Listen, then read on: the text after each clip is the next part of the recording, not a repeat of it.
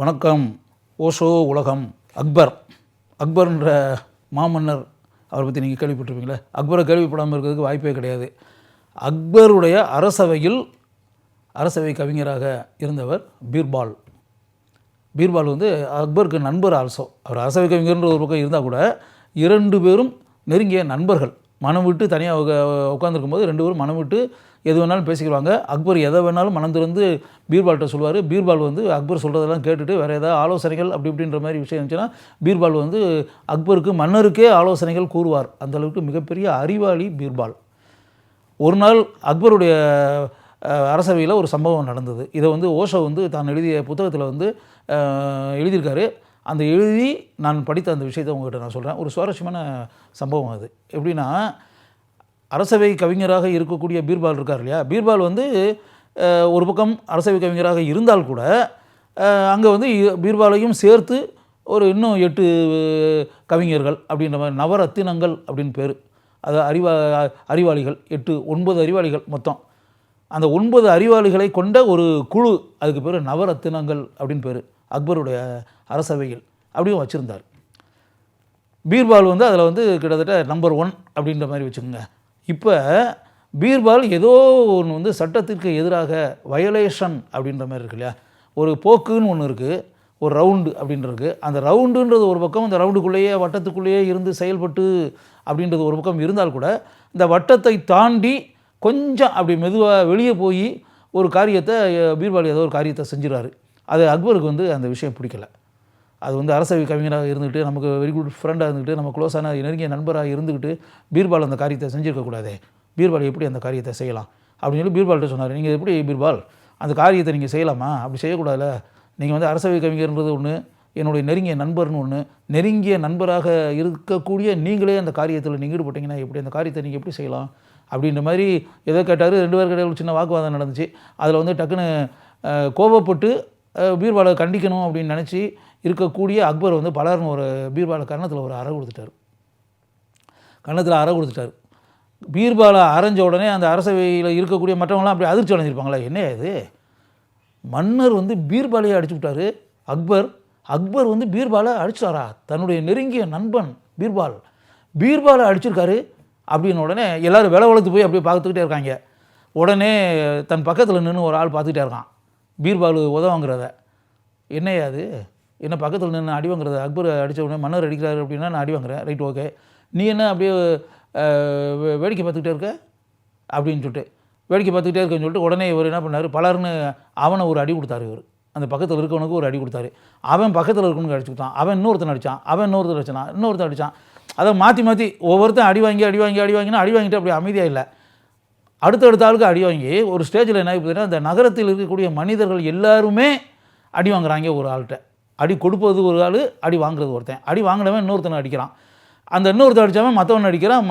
இப்படி ஒரு matter continue ஆகி இரவு அரண்மனைக்கு மன்னர் போகிறாரு. அப்படியே இரவு நேரத்தில் போய் சாப்பிட்டுட்டு அப்படியே தூங்கி அப்படின்ற பேட்டரில் போகும்போது அப்படியே அவருடைய மனைவி இருக்கால மகாராணி, அவள் டக்குன்னு பலர்னு அக்பர் அவர் அறை கொடுத்தா. அக்பர் கன்னத்தில் பலர்னு அறை வாங்கினார். என்ன நீ அடிச்சு விட்ட என்ன? இப்போ அடிக்காமல் என்ன செய்ய முடியும்? இன்றைக்கி ஊர் ஃபுல்லாக இதானே நடந்துகிட்டு இருக்கு. நீ பீர்பால் அடித்தா காலையில்? ஆமாம் அடித்தேன். அது அப்படியே கண்டினியூவாக போய் இதாகி போய் ஊர் ஃபுல்லாக இதாகி போய் எல்லாருமே அடித்து வாங்கி அப்படின்ற மட்டும் நம்ம மக்கள் ஃபுல்லாகவே, பொதுமக்கள் ஃபுல்லாகவே இன்றைக்கி ஃபுல்லாகவே இதான நம்ம நகரமெங்கும் பேச்சே இதான, நாடு ஃபுல்லாக இதான பேச்சு. எல்லாமே முடிஞ்சிருச்சு, எல்லாமே ரவுண்டுச்சு. இனிமேல் வாங்காத ஆளும் இல்லை, அதாவது அடிக்காத ஆளும் இல்லை, வாங்காத ஆளும் இல்லை. எல்லாருமே அடிச்சிருக்காங்க, எல்லாமே வாங்கியிருக்காங்க. ஃபைனலாக இப்போ என்கிட்ட வந்துருச்சு அந்த மேட்ரு. இப்போ நான் யாரை அடிக்கிறது? எல்லோரும் அடி வாங்கிட்டாங்க. நீ அடி வாங்க வேண்டிய ஆள் நீ ஒரு ஆள் தான். இப்போ நான் அடித்தானே ஆகணும் அப்படின்னு சொல்லிட்டு பலர்னு ஒரு இருக்குன்னா அக்பர் அப்படியே அதிர்ச்சி அடைஞ்சிட்டார். என்ன அது, பொண்டாட்டியை நம்மளை போட்டு அடிக்கிறா, மகாராணி அடித்து நம்ம உதவாங்கிற லெவலுக்கு இப்படி ஆகிட்டோம் அப்படின்ற மாதிரி ஆகி மறுநாள் அரசவைக்கு போகும்போது பீர்பால் மன்னரை பார்த்தாரு. அக்பரை, என்ன மன்னரே, ஒரு சுவாரஸ்யமான சம்பவம் நேற்று இரவு உங்கள் அரண்மனையில் நடந்திருக்கணுமே அப்படின்னு. என்ன சம்பவம்? உங்கள் மகாராணி பலர்னு இருக்கிறாங்களா? உங்களை கன்னத்தில் அறை வாங்கினீங்களா மகாராணிகிட்டேன்னு? ஆமாம் வாங்கினேன். உனக்கு எப்படி தெரியும்? என்ன எப்படி தெரியும்? எனக்கு என்ன தெரியாதா? நான் என்ன முட்டாளா? அறிவாளி தானே, நானும் படித்தவன் தானே, அரசவை கவிஞர் இல்லையா? எனக்கு என்ன தெரியாதா? ஆரம்பித்து வச்சது நீங்கள், அது உங்கள்கிட்ட தான் முடியும்ன்றது எனக்கு தெரியுமா? It is a round circle.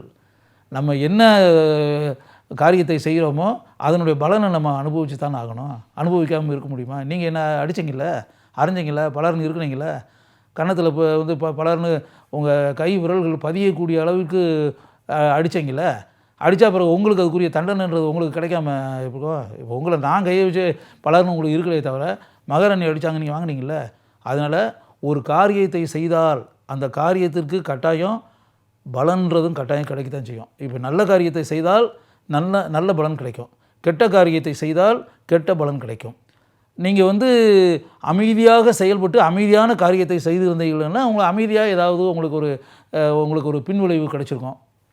நீங்கள் வன்முறையில் இறங்குனீங்கல்ல, அடிச்சிங்கல்ல, உங்கள் கையை வச்சு பலர்னு இருக்குனீங்கல்ல, அப்புறம் உங்களுக்கு பலர்னு ஒரு அறை உங்களுக்கு கிடைக்காம எப்படி இருக்கும்? உங்களை யார் அடிப்பது அப்படின்றதான் இங்கே இருக்கக்கூடிய கேள்வியே தவிர, யாரோ ஒரு ஆள்கிட்ட நீங்களும் உதவ வாங்கி தான் ஆகணும். அதனால் மகாராணி உங்களை அடித்தாங்க, நீங்கள் வாங்கினீங்க. அதனால் இந்த உலகம்ன்றது எப்போவுமே இப்படி தான், ஒரு சர்க்கிள். எங்கே ஆரம்பிக்கிறோமோ அந்த இடத்துல வந்து முடியும்.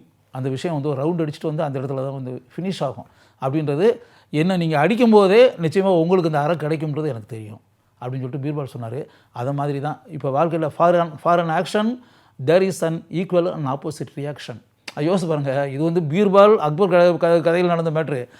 நம்ம சயின்ஸு அறிவியல் இதில் கண்டுபிடிச்சிருக்காங்க பாருங்கள். For an action there is an equal and opposite reaction அப்படின்றது யோசிச்சு பாருங்கள். இப்போ அறிவியலை படித்தவர்கள் அப்படின்னு பார்த்தா அதான உண்மை.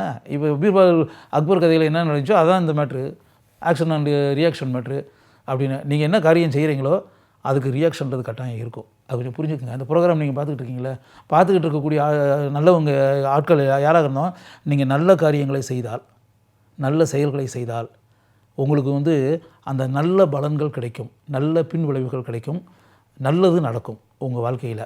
நீங்கள் கெட்ட காரியங்களை செய்தால், மோசமான செயல்களை செய்தால், கீழ்த்தரமான செயல்களை செய்தால், கண்டிக்கக்கூடிய செயல்களை செய்தால், சட்டவிரோத செயல்களை செய்தால் நிச்சயமாக வந்து உங்களுக்கு பின்விளைவுன்னு இருக்குல்ல, அது வந்து நிச்சயமாக நல்ல பலன்கள் கிடைக்காது. உங்களுக்கு எப்படி நீங்கள் மோசமான பாதையில் இறங்கினீர்களோ, மோசமான எண்ணங்களுடன் செயல்பட்டீர்களோ, எப்படி அயோக்கியத்தனமான வழிகளில் நீங்கள் இறங்கினீர்களோ அதே மாதிரியான பின்விளைவுகள் தான் உங்களுக்கு டெஃபினட்டாக கிடைக்கும் அப்படின்றதான் உண்மை.